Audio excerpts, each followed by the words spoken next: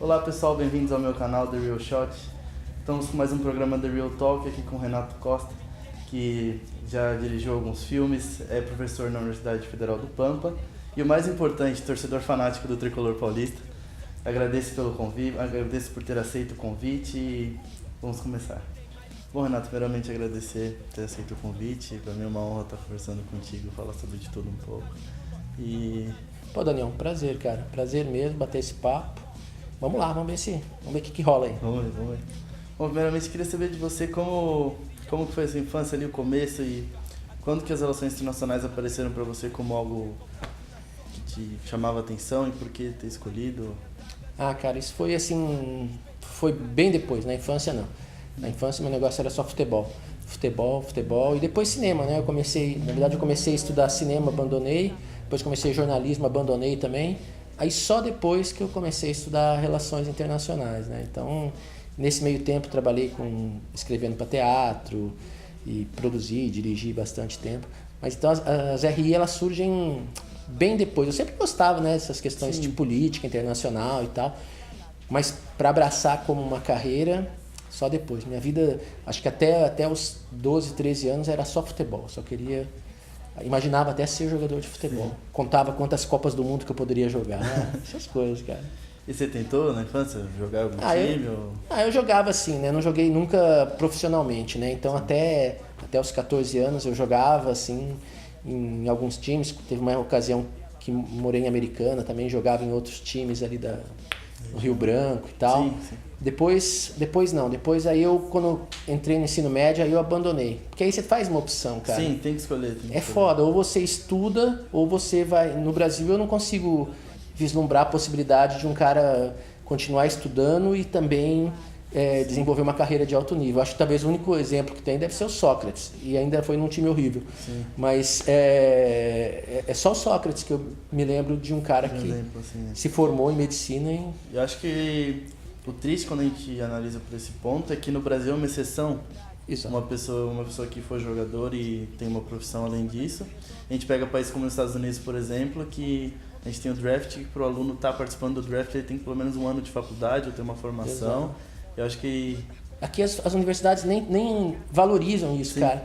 O esporte, eu não consigo te dizer qual universidade que leve a sério uma formação esportiva. É difícil. Em São Paulo a gente tem escolas, tem até o Colégio Amorim ali na região do Tatuapé, que trabalha com esporte, mas passou ali do ensino médio a gente não tem mais nenhuma... Acabou. Não tem. Aí você faz opção, né, cara? Então, de repente, no meu caso, a opção foi estudar mesmo. E aí o esporte vira uma brincadeira para jogar um futsal. Só futsal, basquete eu desisti faz tempo que... Quando eu descobri que eu nunca conseguiria enterrar de verdade... Ah, mas eu também não consigo. Mas ainda você tem uma altura bem maior do que a minha, cara. Aí eu desisti, falei, não, basquete é só para assistir mesmo. Sim, mas é um puta jogo, né? É muito bom. É um puta jogo. Eu tenho inveja dessa geração porque eu, como São Paulino, minha maior tristeza é não ter visto o Raí jogar. Porra, cara. E como foi pra você comemorar aquele Mundial primeiro e depois com o Miller também? Cara, eu fui assistir os jogos lá no Morumbi, né? Pelo menos a Libertadores. Sim. Eu assisti. Cara, que lá era um negócio... Eu nunca tinha visto... Já fui no Morumbi muito lotado, mas aquele lá tava tão lotado. Fomos eu e um amigo de São Paulo que chama Eduardo Berol. A gente vai ir em todos os jogos. Sim. E nesse a gente foi, só que lá na Marginal já não tinha condições de subir até chegar no Morumbi. Então a gente abandonou o ônibus, subiu correndo toda lá a Avenida Morumbi e tal, até chegar no estádio. Chegando lá não tinha condições, os cavalos vindo pra cima da gente. A gente entrou assim, já tinha começado o jogo. Cara, mas foi uma sensação, quando você vê... São Paulo jogava pra caramba, cara. Era um time assim, esplêndido. E Raí, Miller, eu vi também... acho que dos grandes craques, talvez... do Tele eu ainda vi um pouquinho, mas ainda era mais novo, mas o... Então o Toninho Cereza, né, que veio já... Cereza já veio no final de carreira. Sim, veio no final, mas ainda assim já... Ele conseguiu acertar ali no meio campo do São Paulo, né? Mas Raí chega como uma mega esperança, né, de fazer o São Paulo conquistar o título. E chega e já vai fazendo gol, cara. Inaugura e está fazendo gol. Então, eu acho que depois a gente até viu alguns times, viu o Fabuloso jogando no auge dele e tal, né? O Lucas até na Sul-Americana. É verdade. Eu acho que a gente chegou a ver algumas coisas, mas não... Aquele time ali é difícil, cara. A gente teve o Palinha jogando bem, mas não dá pra gente... Não dá pra comparar, né? Comparar. Muita gente diz que dos brasileiros que ganharam o Mundial, o São Paulo foi o único que foi superior aos europeus, né? Que chegou e falou, a gente é o São Paulo e respeita. Sim. Pô, no Mundial, cara, assistindo, acordando de madrugada lá bem cedinho pra já assistir o São Paulo jogar, eu ia falar o Brasil, mas era quase a mesma coisa. Sim. Então, era um negócio distinto e era um futebol bonito, cara. Sim. Acho que isso que era uma coisa mais importante, que eu acho que aprendi a gostar de assistir um futebol bonito, porque, cara, vem com essa história de que futebol que vale o resultado. Eu acho uma droga, cara. A gente até vê, porque o Tele, ele, em 90 ali, ele perdeu pro Corinthians, em 89 ele perdeu pro Vasco também, e a confiança já tava lá embaixo. E acho que da diretoria de São Paulo ter mantido o Tele, falou, não, a gente confia no seu trabalho. E todo o histórico dele, da seleção, do próprio Atlético Mineiro, ele chegar no São Paulo e mostrar, ó, futebol bonito sabe ganhar um jogo, vamos ganhar, e ganhando do jeito que foi. É engraçado porque o pessoal sempre fala que ele era um cara extremamente conservador, né? Mandava a molecada tirar brinco, cortar o cabelo, ele era... Só que ao mesmo tempo, o que ele fez com o futebol de São Paulo, mudou completamente, né? Mudou. Você pega o São Paulo do jeito que jogava, era bonito. Eu acho que eu aprendi a gostar de futebol vendo esse futebol bonito, né? E depois aí a gente viu em outros momentos, mas o São Paulo, marcante, acho que aquele é um momento marcante, cara. Dizem que até a década de 90 foi do São Paulo, né? Foi. Final de 80, começo de 90 foi do São Paulo.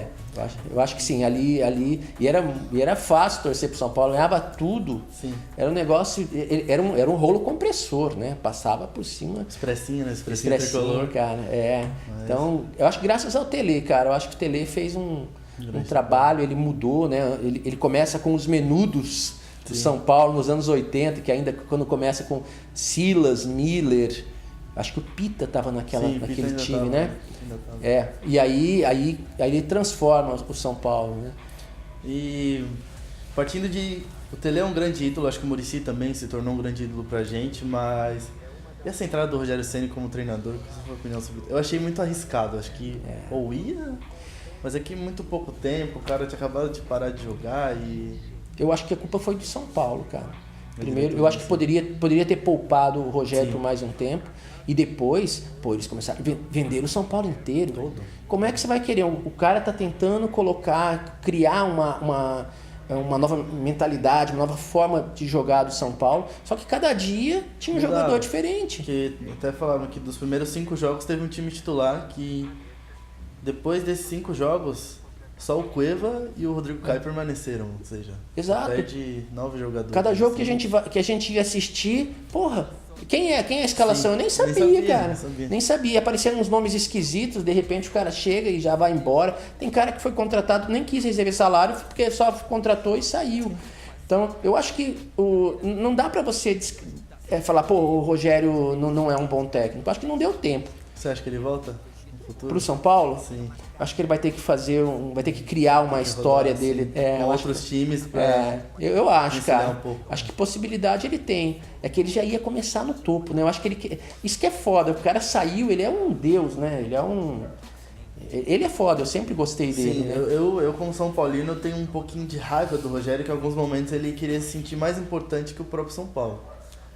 E em alguns momentos ele até foi, porque a gente pega numa administração ali de 2002, 2013, que estava numa situação muito parecida com essa, que a gente estava para quase cair, o Muricy chega e dá uma salvação pra gente, mas acho que um pouquinho da minha raiva com o Rogério é dessa, mas ele foi um grande goleiro e fazer o gol 100 no Corinthians... Aquilo lá foi lindo, né, cara? Porra, mas como eu gritei aquele dia, cara. Aquilo lá... Eu tava no metrô ali, não sei se você conhece a linha vermelha, eu tava saindo do Dom Pedro indo pra Sé. Tem um túnel bem na hora. E o Rogério foi bater a falta. Na hora que ele bateu, acabou o sinal do rádio. Eu falei, não acredito. Isso foi coisa de corintiano, cara. Corintiano que fez isso. Não, aquele jogo, eu tava assistindo na TV, né, cara? Mas foi Negócio marcante, né? incrível. É o que a gente precisava, né? Acho que o Rogério merece. Então é difícil ter raiva. Eu acho que ele fez besteira, levou uns frangos e tal. Mas porra, todo perto goleiro, da né? construção desse cara, a história desse cara no time. E artilheiro também. Porra, é né? artilheiro, cara. Ele é artilheiro. Ele é um cara que. E ele mudou, ele criou uma forma diferente do goleiro. É um goleiro que vai. Parece aqueles goleiro linha de futebol de salão. O cara vai até. É um líbero às vezes. É um negócio estranhíssimo. Líder também, né? É um líder, assim. cara. E como goleiro, eu acho que ele é bom, cara. Apesar de tinha cara que descia o cacete nele. Mas... ele pode até ser ruim, mas ganhou 3 brasileiros, ganhou Libertadores, ganhou uma Copa do Mundo. Aquela ele fala que nem. Eu também concordo com ele. Era o terceiro goleiro, né, Sim, cara? mas... Ele ganhou assim, acho né? que vale, ainda vale a pena. O pessoal nem gostava dele. Ainda puseram uns goleiros lá que era mais bagaceiro. Era pra aquela vaga ser dele. Aquilo. Mas aí veio aquela história de cortar o cabelo, não queriam cortar o cabelo. Cada besteira. Sim, mas também, seleção é uma merda, eu acho. Seleção é Falando em máfia. seleção e Fala aí. uma merda que foi aquele resultado, você acha que tem salvação depois daquele 7-1? Mesmo com a Alemanha jogando o que tá jogando, cara, na Copa das Confederações, os caras foram foda, com hein? time alternativo, né? Imagina, cara. Mas... Os caras puseram e eles jogam bonito, é isso que eu falei, não é... Muito se falava antigamente, não, a Alemanha é aquela que joga dentro de uns modelos táticos. 4-4-2, um centroavante, cruzou e gol, mas agora não. Os caras parecem... Eles brincam no campo. Sim. Eles alternam e eles não se abalam, né? E é um projeto, né? Porque você vê que desde 2006, já são 11 anos, que é o mesmo projeto de time desde a base. Então o menino chega, não sente a pressão porque é o mesmo estilo de jogo. Ele vai chegar, jogou, fez bonito e ganhou. O cara não corre risco, né? Vai sair, nunca mais vai poder voltar pro time. Eu acho que a Alemanha, hoje, ela tem um futebol bonito. Sim. E eu acho depois quer dizer, ganhar a Copa das Confederações não quer dizer muita coisa, né? Mas eu acho que o futebol deles é um futebol de alto nível. É bonito, sim, cara. É bonito. Eu acho que lembra o futebol no auge do Barcelona, aquele futebol lindo do Barcelona, né? Ainda acho bonito, mas já foi mais, né? Bom, falando um pouco de uma coisa mais triste, Diga aí. qual a tua opinião sobre a atual política brasileira? Tu acha que... O papo tava tão bom, cara. Tava tão bom, tá cara. uma bagunça? Eu acho que o Brasil tá, assim, sem meias palavras, tá fudido. A gente assimilou um golpe. O presidente, para mim, é um presidente ilegítimo, porque isso cada vez mais fica claro a forma com que eles tiraram a Dilma do governo e tal. Foi uma manobra esdrúxula, né? Inaceitável para qualquer tipo. E mesmo se a manobra fosse válida, a presidência dele tá... Cara, que uma presidência! decadência. Isso aqui parece que a gente está sendo governado por uma máfia. Todo dia tem escândalos, o cara que pega dinheiro, sai correndo do restaurante, o presidente recebe na calada da noite. Parece que a gente está assistindo um filme. Isso... Sim. A minha preocupação é que eu acho que esse filme não termina bem, cara. Não termina. Eu acho que ele comprou praticamente os deputados e senadores, então comprou com emendas, comprou com promessas, com cargos, como outros também fizeram, né? A própria reeleição do Fernando Henrique foi tudo mundo comprou lá os deputados para poder alterar a nossa Constituição. Né? Para 8 anos. Então eu lamento muito, cara. Eu acho que a gente está vivendo um momento sombrio. Acho que isso vai estar repercutindo já na aprovação dessas mudanças das leis trabalhistas. Não existe em lugar nenhum essa relação que eles estão criando, criando de uma forma artificial, dizendo que o trabalhador vai negociar com o empresário. Não existe. Infelizmente, qual é a barganha, qual o poder que um trabalhador tem? E outra, a gente tem até o Dória lá em São Paulo que é uma tristeza, e tem até caso, acho que foi com a Nissan até, que tinha uma dívida com o governo e ele perdoou essa dívida e acabou dizendo que a Nissan doou um dinheiro pro governo e... Doou os carros lá, né? Achar que um estado, uma empresa Não tem. Então, na verdade, a gente está perdendo gradualmente esses direitos trabalhistas. Acho que as pessoas não estão percebendo o que está acontecendo. Isso é um grande risco, cara. Isso é um grande risco, porque quando perceberem, eu acredito que vai ser tarde demais. Sim. Acho que a gente vai... E ao mesmo tempo, eu sou muito pessimista. Eu acho que esse governo vai até o final. Porque ele está com Tá com tudo nas mãos dele. Tá tudo nas mãos dele.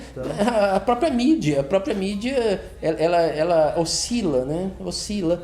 Então, ele solta um escândalo, ele abafa, e vai levando. E assim, então, eu acho que lamentavelmente, cara, eu acho que a gente tá num dos piores momentos. E o pior é que também não sei quem a gente vai poder votar na próxima. Uma outra, voltando mais para a nossa área das relações internacionais, esse novo governo do Trump, você acha que vai ter algum efeito mais negativo ainda do que as outras administrações americanas no Oriente Médio? Ou a atenção dele vai ser mais ali pro Ocidente? Eu acho que não, cara. Eu acho que a Hillary seria pior pro Oriente Médio.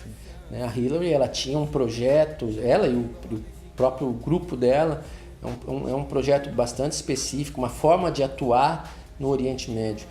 Eu acho que para a única região que talvez não haja mudanças assim, substanciais, como você perguntou, que poderia ser pior, acho que não. Acho que o Trump não vai ser um bom governo, porque Sim. ele vai continuar reafirmando os apoios que ele tem junto ao Estado de Israel, e agora ele está revertendo ou pelo menos tentando reverter os acordos que foram feitos com o Irã, mas aí depende, aí é um jogo que ele faz, né, com o Irã e mesmo com os seus representantes ali dentro do Congresso, que não gostam muito desse acordo e tal. Mas assim, piorar eu acredito que não. Né? Eu acho que não vai avançar em nada nas negociações com palestinos. Eu tenho dúvida se ele vai de fato conseguir reverter esse acordo nuclear com o Irã.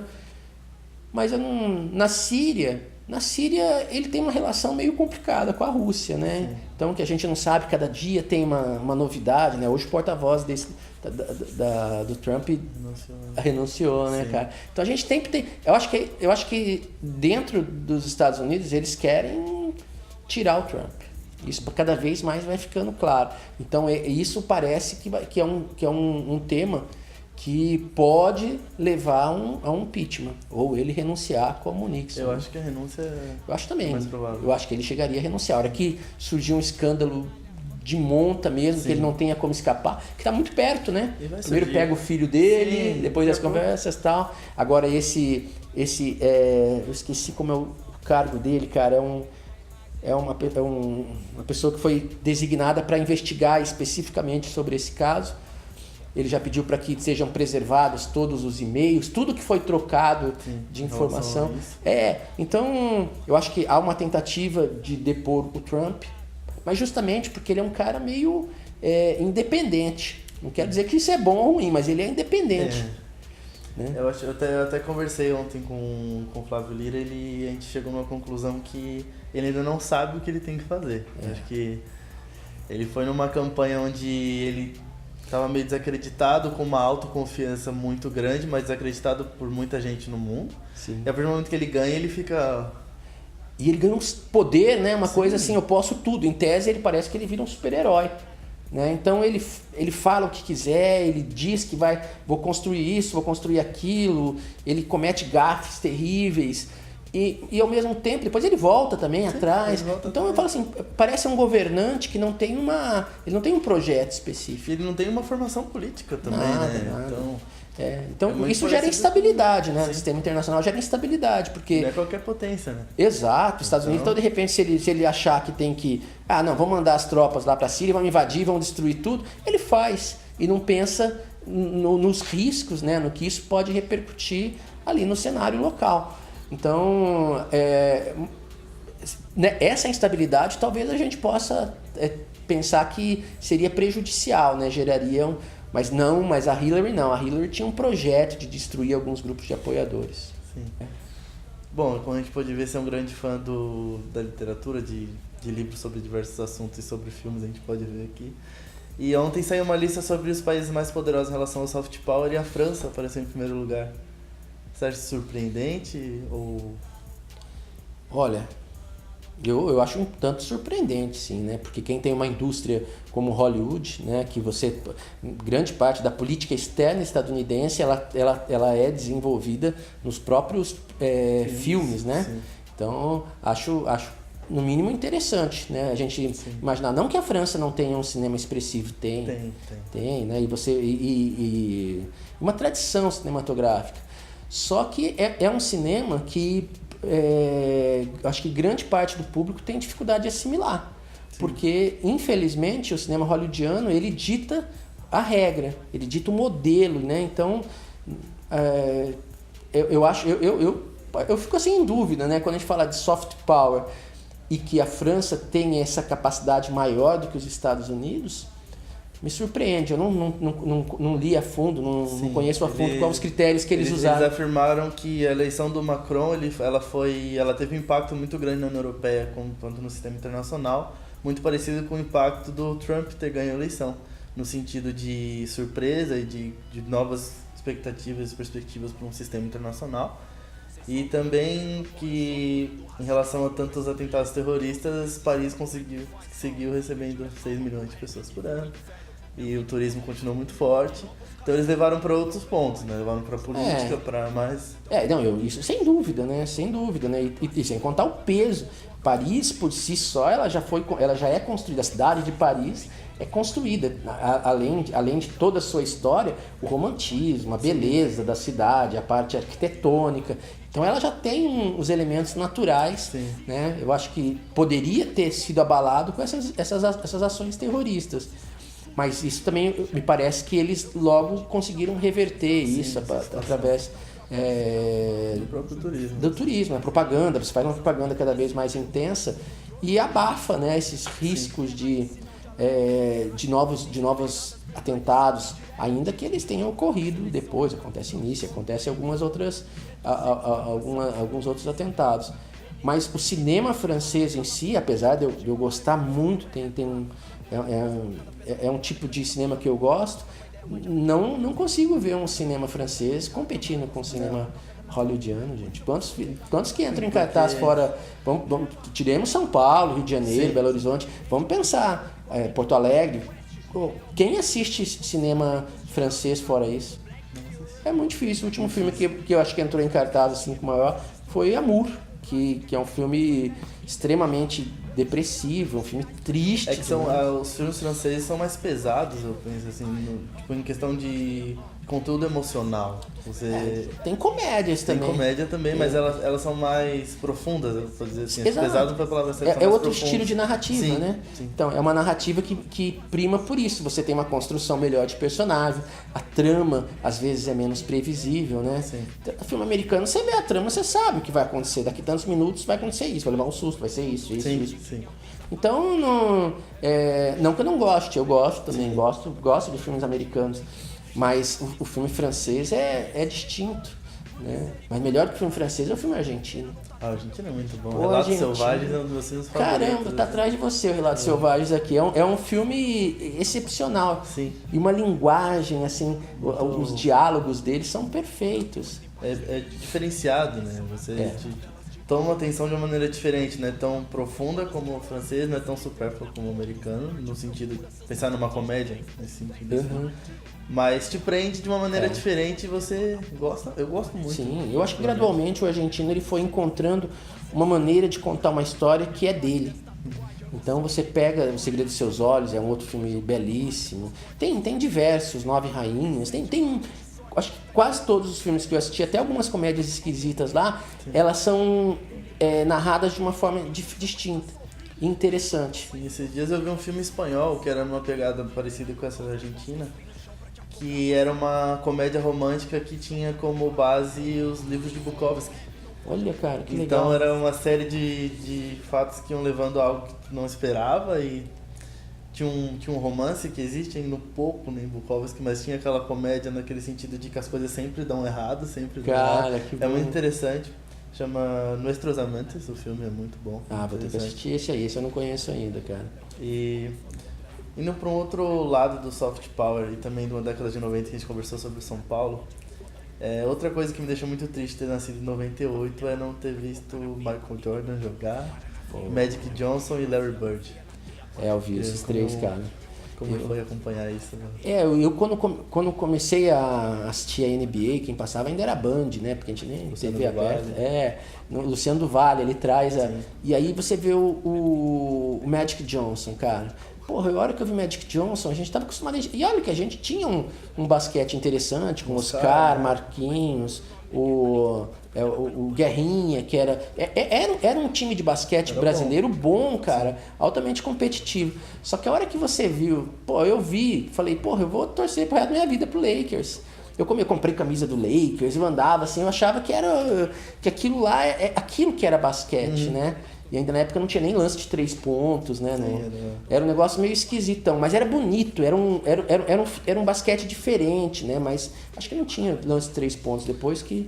Entrou um pouquinho, acho que entrou um pouquinho antes ainda, mas porque o Jordan, acho que o Magic ainda não pegou muito. Não, né? Foi ali no começo de 90. O Michael Jordan que o Michael pegou. Hoje é só lance de 3 pontos, né? E você vê, o cara era tão bom que a gente pega um LeBron James hoje, ele é o top scorer, a gente fala dos playoffs. Com a linha de 3 já estabelecida, mas o Magic Johnson sem a linha de 3, ele tá no 3º lugar. Exato. De uma liga que tem 50 anos, então você mostra que o cara é diferenciado. Não dá pra competir. E aí sim, aí quando você vê o Michael Jordan jogando, aí é outra coisa também, cara. E ele jogava, e ele quando tá no Chicago Bulls lá, eu acho que ele que era a grande estrela. Eu não me lembro quem jogava com ele naquela época. Era o Scottie Pippen, que era a defesa ali, que era muito bom a defesa, mas... Mas era ele, cara. Era o dono, e o Chicago Bulls não era um time assim tão expressivo quando ele vai pra lá, né, cara? Não sei se posso estar equivocado. Os 6 títulos dele foi na mão dele. Foi. Os 6 títulos veio dele e ele é... E a hora que você vê, porra...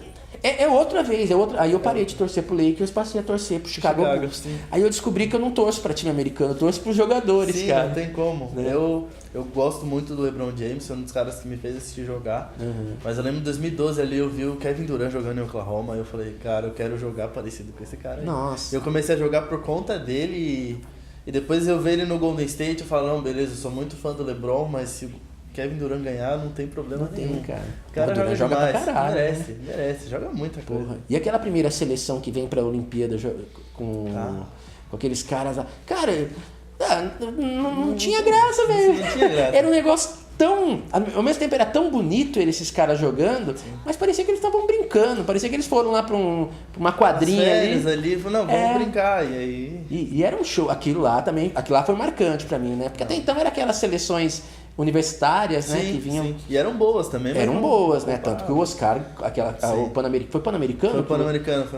Que eu me lembro. Esse também foi marcante pra mim, cara. Quando o Oscar ganha aquele jogo lá, é um negócio... Poxa, ganhou dos Estados Unidos, cara. É impressionante, né? Impressionante. Agora, quando vem a seleção com aqueles caras que eram a NBA inteira ali, cara... Falei, porra, que... E eles até tiraram o Isaiah Thomas por conta de... Mas o cara jogava muito também. Ele tirou o Michael Jordan de várias finais da NBA. Então você vê que o cara joga muito. Joga, não. Era um timaço, velho. Era um timaço. Era um negócio assim... Então, esse basquete me encantou muito. E até hoje, né? Até hoje não dá. Você tá ali assistindo. Nem que não seja um time que eu curta tanto. Mas a tática...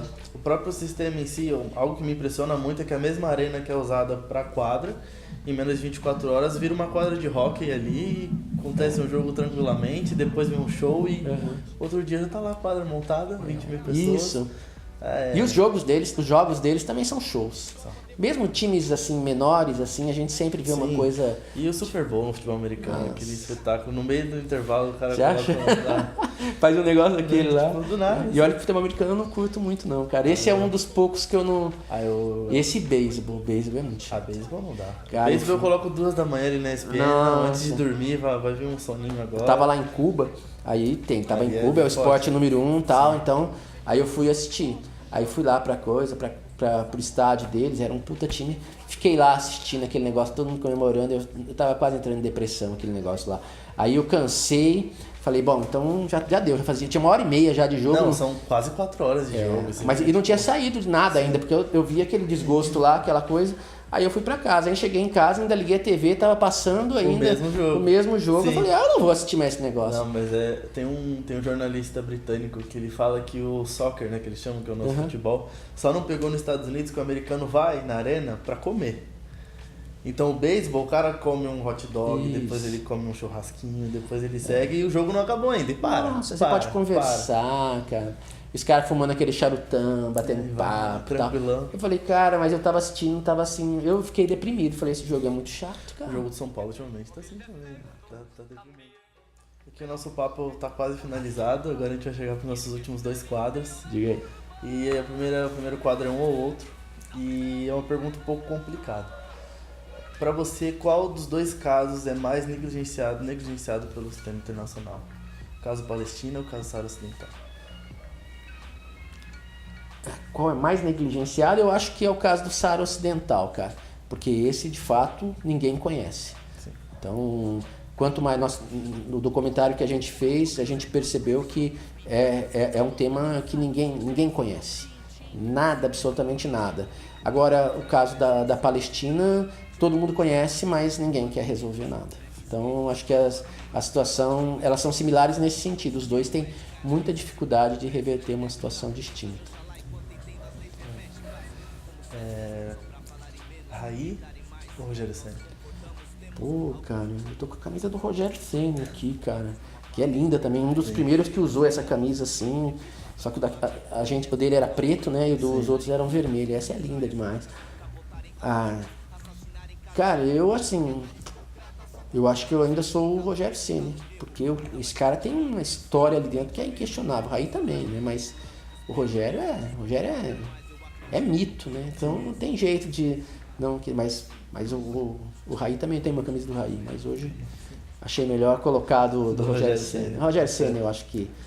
Merece o apoio. Não, ele tá. Acho que foi uma passagem, eu acho que ele vai voltar num outro momento e aí vai se consagrar também como técnico. Eu acho que ele tem capacidade, sim. Magic Johnson ou Michael Jordan? Putz, cara. Olha, eu acho que o Michael Jordan, cara. Michael Jordan, ainda que o Magic Johnson fazia coisas que eu é inacreditável, mas o Michael Jordan, cara, esse homem...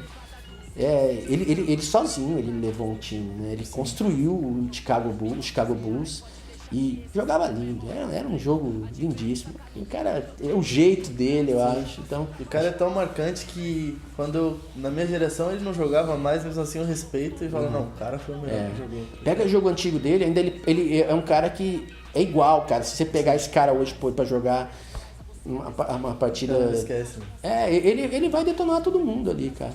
Então eu acho que é o Michael Jordan, mas o Magic Johnson é difícil. Do que eu lembro, dizem que teve carinha do Jabá, que é umas coisas mais antigas aí. Do meu pai, da época do meu pai. Ele disse que ele que inventou lá o gancho, né? Então, mas eu não cheguei a ver o carinha do Jabá. Vi assim depois em videotape e tal. Sim. Mas o Michael Jordan e o Magic Johnson.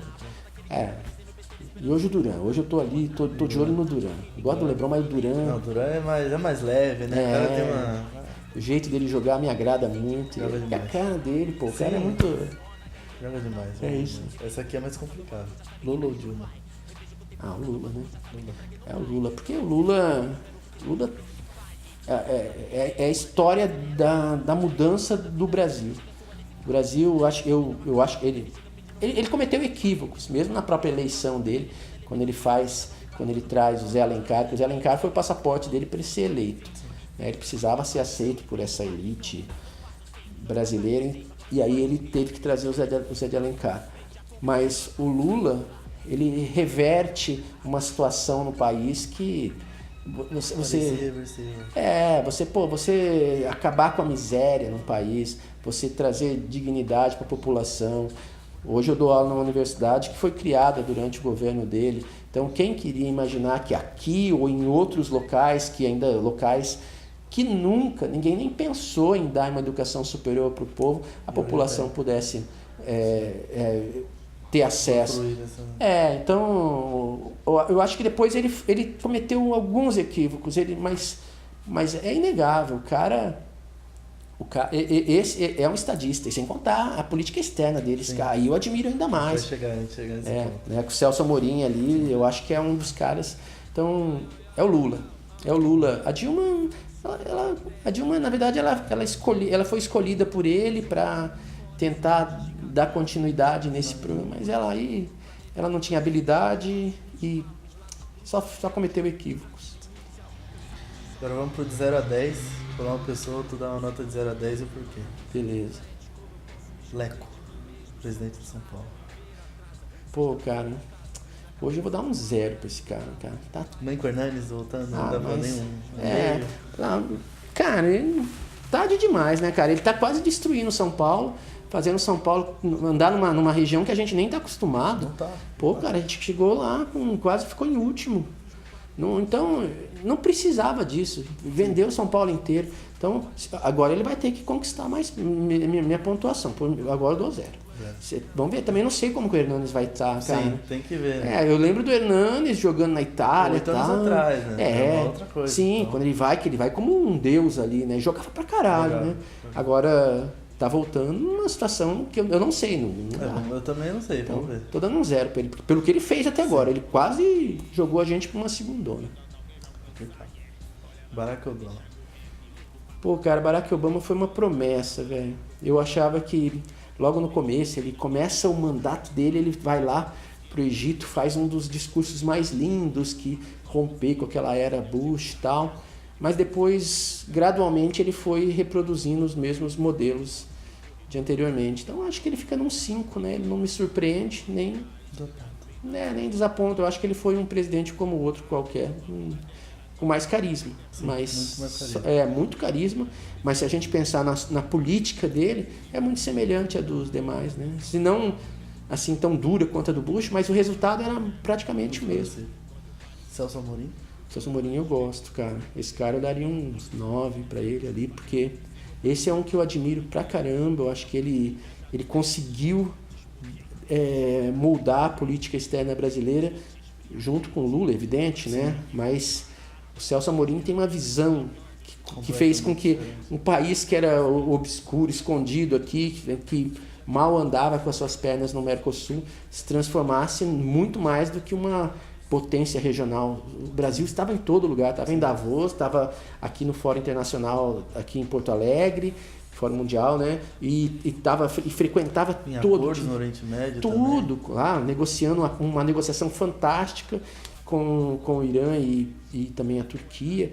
Então, o Celso Amorim é um cara que eu admiro mesmo, e cada vez que eu leio o que ele escreve expondo, né, esse período, eu sou um admirador dele. Penúltima pessoa, Bashar al-Assad. Olha, o Assad é o seguinte, eu acho que ele não difere de outros governantes do Oriente Médio.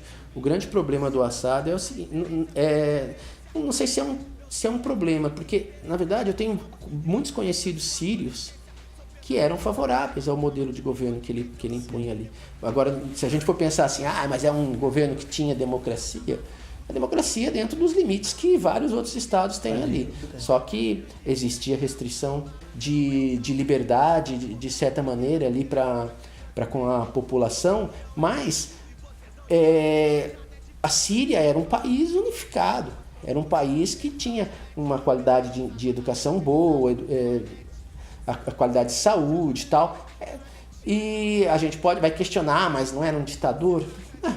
Um ditador, mas você... É complicado a gente ditar o que é um ditador ou não naquela região, porque são sistemas de governo completamente diferentes, sim, que a gente tem no Ocidente. Então... Exato. Vai falar assim, mas tinha eleições, ele vencia com 99%. Não, podemos questionar isso. Tem lugares que nem tem eleição e também ninguém invade. Sim. Então, agora só que a gente tem que entender isso dentro da lógica ali do Oriente Médio. Então a Síria, historicamente, é um país que contava com o apoio da União Soviética e hoje conta com o apoio da Rússia. A gente tem que pensar em geopolítica. Então o Assad, ele sabia disso, então ele atua dessa forma, né? Então eu acho que ele não, para mim, é um governante que cumpriu o papel dele. Eu daria uma nota 7, não mais do que isso, com todas as ressalvas feitas à forma dele atuar, do pai dele também, que cometeu algumas barbaridades ali, mas ele não é um sanguinário como se constrói essa imagem dele como um ditador terrível. Eu citaria outros ali na região muito piores. Que nota você daria pra essa entrevista? Essa entrevista, cara, te dou nota 10, velho. Obrigado. Um prazer. Não, é legal, cara. Eu gosto dessa proposta que você está trazendo aqui, né? Misturar essas temáticas. Sim. esporte, relações internacionais e política nacional. Pô, cara, eu me senti assim, gostei mesmo. Puta, prazer e... Obrigado, o prazer foi nosso. E é isso aí, cara. Vou outras oportunidades, pode contar comigo mesmo. Beleza. Fazer um desafio de basquete aí, te chamo. Pô, cara, pode. Vamos fazer. Mas dá um tempo pra eu Sim. treinar, então, Beleza. cara, porque você joga, eu vou ter que ficar lá Beleza. brincando demais. Falou? Prazer. Valeu, Daniel. Bom, pessoal, essa foi a entrevista com o Renato Costa. Se vocês gostaram, pode dar um like aqui, pode se inscrever no canal aqui pra gente. A gente tá esperando vocês. Mais opiniões, sugestões, só comentar aqui embaixo que a gente tá aceito a todas. Muito obrigado, gente. Até a próxima. Sigo derrubando ídolos.